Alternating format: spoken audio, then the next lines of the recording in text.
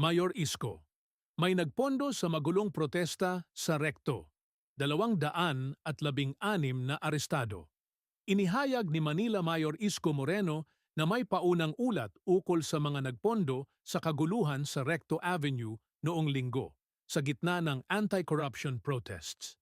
Ayon kay Moreno, kabilang sa mga tinutukoy na posibleng funders ay isang dating politiko, isang Filipino-Chinese at isang abogado. Giit ng alkalde, iba ang mga lehitimong rallyista sa umaga at hapon kumpara sa mga mobsters at rioters na nanggulo sa gabi.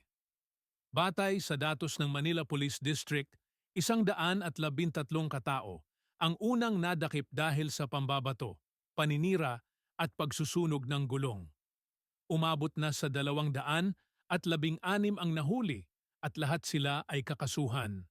Naitala rin ang halos 100 sugatang pulis, kabilang ang isa na kritikal, ngunit ligtas na ngayon.